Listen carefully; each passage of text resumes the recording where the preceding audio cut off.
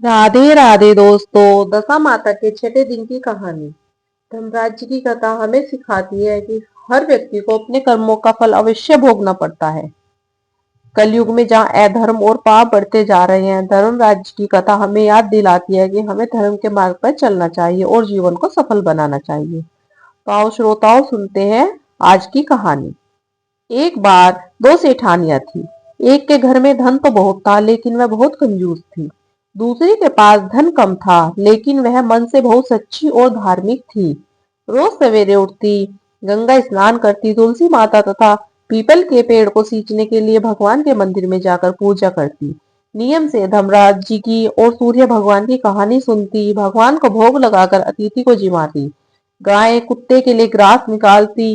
दूसरी सेठानी इस सेठानी को देखकर हंसा करती और कहती, पता नहीं दिन भर क्या करती रहती है। कुछ समय के बाद दोनों सेठानियों को भगवान के यहाँ से बुलावा आ गया। मृत्यु के बाद सेठानी धर्मराज सेठानी के लिए तो यमराज जी ने विमान भेजा और दूसरी को यमराज जी के दूत मार मार कर ले गए। तब रास्ते में वह सेठानी, जिसने अपने जीवन में कभी दान पुण्य किया ही नहीं था, कहने लगी, मुझे जोर से भूख लगी है। तब यमराज के दूत बोले, तुमने अपने जीवन में किसी को कुछ दिया हो तो ही तुम्हें मिलेगा। थोड़ी देर बाद वह फिर बोली, मुझे प्यास लगी है। दूत बोले, किसी को पानी पिलाया होगा तो ही मिलेगा। आगे चलकर उसके रास्ते में पैरों में कांटे चुभने लगे, गर्मी पड़ने लगी। दूत उसे घसीटते हुए ले गए। अब सेठानी बहुत पछताने लगी कि सब कुछ होते भी उसने दान धर्म कभी नहीं किया।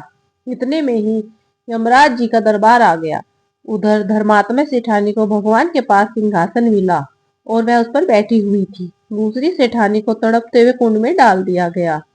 अब वह सेठानी यमराज जी से बोली, हे यमराज जी, मुझे सवा पहर का जीवन दान दे दीजिए, मैं वापस आकर सारा दंड भोग लूंगी। तब यमराज जी बोले, ठीक है। ऐसा कहते ही सेठानी के शरीर में यमराज जी ने वापस प्राण डाल दिए। इधर संसार में आते ही वह सेठानी पंडितों को बुलाकर पूजा पाठ करने लगी और सेठानी ने धर्मराज जी की कथा भी सच्चे मन से सुननी, सारे तरह के दान धर्म पूरे किए। इतने में यमराज जी द्वारा दिया गया समय पूरा हो गया। अब की बार यमराज जी ने उसके लिए विमान भेजा। सवा पहर के दान से इस प्रकार सेठानी को सरलोक मिला। धर्मराज जी की जैसी कृपया आपने सेठानी पर की है, वैसी ही कथा कहते हुए, सुनने और हुंकारा भरते हुए सभी भक्तों पर करना। अब सुनिए धर्मराज जी की दूसरी कहानी। किसी गांव में एक बुढ़िया माई रहा करती थी। वह बहुत नियम से धर्म से सारे व्रत रखा करती थी। एक दिन भगवान के घर से दूत उन्हें लेने के लिए आए और वह उनके साथ चल पड़ी। चलते चलते रास्ते में गहरी नदी पड़ी तो दूत बोले, माई तुमने गोदान किया हुआ है या नहीं? तो बूढ़ी माई ने उनकी बात सुनकर मन में श्रद्धा से विश्वास के साथ गौ माता का ध्यान किया। तो गौ माता उनके सामने आ गई और बूढ़ी माई उन गौ माता की पूंछ पकड़कर उस नदी को पार कर कर आगे चली गई। फिर यमदूतों के साथ आगे बढ़ी तो रास्ते में काले काले भयानक कुत्ते आ गए। यमदूत फिर बोले, बूढ़ी माई कभी कुत्तों को खाना दिया था क्या? बूढ़ी माई ने मन में कुत्तों का ध्यान किया तो वे रास्ते में चले गए। अब बूढ़ी माई दूतों के साथ आगे बढ़ी तो रास्ते में कौओं ने उनके सिर पर चोंच मारना शुरू कर दिया। यमदूत बोले, कहो बूढ़ी माई, कभी ब्राह्मण की बेटी के सिर में तेल लगाया था क्या? बूढ़ी माई ने ब्राह्मण की बेटी का ध्यान किया तो कौओं ने चोंच मारनी बंद कर दी। कुछ आगे बढ़ने पर बूढ़ी माई के पैर में बहुत लंबे लंबे कांटे चुभने लगे। यह देखकर यमदूत बोले, कहो माई, कभी खड़ाऊ चप्पल आदि का दान किया क्या? बूढ़ी माई ने खड़ाऊ चप्पल का दान किया, मन में किया तो खड़ाऊ करके पैरों में आ गई। अब उनके पैरों में कांटे चुभने बंद हो गए। इस तरह बूढ़ी माई फिर आगे बढ़ी तो यमराज जी का दरबार आ गया। वहां सिंहासन पर विराजमान चंद्रगुप्त जी ने यमदूतों से कहा कि आप किसे लेकर आए हो? यमदूत बोले कि बूढ़ी माई ने दान तो बहुत किए हैं, लेकिन धर्मराज जी के प्रति कुछ दान नहीं किया, इसलिए आगे के द्वार इनके लिए बंद है। सारी बात सुनने के बाद वह बूढ़ी माई कहने लगी कि आप मुझे सिर्फ 7 दिनों के लिए वापस धरती लोक पर भेज दो। धर्मराज जी का व्रत और उद्यापन करके वापस आ जाऊंगी। धर्मराज जी को बूढ़ी माई पर दया आ गई और उन्हें 7 दिन के लिए उन्हें वापस धरती लोक पर भेज दिया। इस तरह बूढ़ी माई वापस धरती पर अपने गांव आ गई और गांव वालों ने उन्हें भूतनी समझकर अपने अपने घर के दरवाजे बंद कर दिए। जब बूढ़ी माई अपने खुद के घर पर गई तो उनके बेटे बहू ने भी उन्हें भूत प्रेत समझकर घर के दरवाजे खिड़कियां बंद कर ली और अंदर भीतर बैठ गए। बूढ़ी माई कहने लगी, अरे मैं भूतनी नहीं हूँ, मैं तो धर्मराज जी की आज्ञा से वापिस आई हूँ। 7 दिनों के लिए धरती पर आई हूँ। इन 7 दिनों में मैं धर्मराज जी का व्रत और उद्यापन करूंगी, कहानी कहूंगी और सुनूंगी, जिससे मुझे परलोक में जगह मिल जाएगी।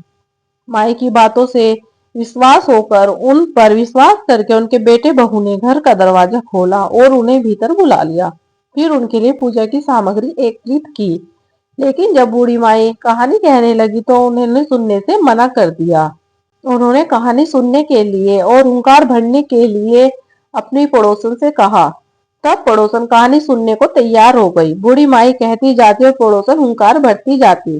7 दिन की व्रत पूजा उद्यापन के बाद आखिरकार धर्मराज जी ने बूढ़ी माई के लिए विमान भेजा। सरलोक से विमान आए देखकर अब तो बूढ़ी माई के बेटे बहू साथ ही सारे गांव वाले भी उनके साथ सरस जाने के लिए तैयार हो गए। यह देखकर बूढ़ी माई कहने लगी, अरे तुम लोग कहाँ के लिए तैयार हो रहे हो? मेरी कहानी तो केवल मेरी पड़ोसन ने सुनी है, इसलिए वही साथ जाएगी। सारे गांव वाले अब बूढ़ी माई से उसी समय धर्मराज जी की कहानी सुनाने का आग्रह करने लगे। तब आखिरकार बूढ़ी माई ने दयालु होकर उन्हें धर्मराज जी की कहानी सुना दी। कहानी सुनने के बाद सारे गांव वाले और उनके परिवारजन भी उसी विमान पर बैठकर सरलोक को चले गए। तब धर्मराज जी कहने लगी, मैंने तो तुम्हें केवल बूढ़ी माई को लेने भेजा था, यह सारे के सारे कहाँ से आ गए? तब बूढ़ी माई कहने लगी, धर्मराज जी, मैंने अपने जीवन में जो भी पुण्य किए हैं उसमें से आधा भाग गांव वालों को और मेरे परिवारजनों को दे दो। इस तरह से धर्मराज जी ने गांव वालों को भी सरलोक में जगह दे दी।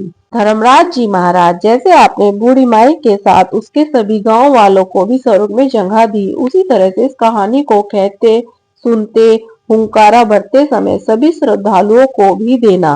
प्रेम से बोलिए धर्मराज महाराज की जय हो, दशा माता की जय हो। प्रिय श्रोताओं, यह थी आज की कथा। अगर आपको अच्छी लगी हो तो कमेंट बॉक्स में धर्मराज जी की जय लिखने के साथ साथ हमारे चैनल को सब्सक्राइब भी जरूर कीजिए। धन्यवाद।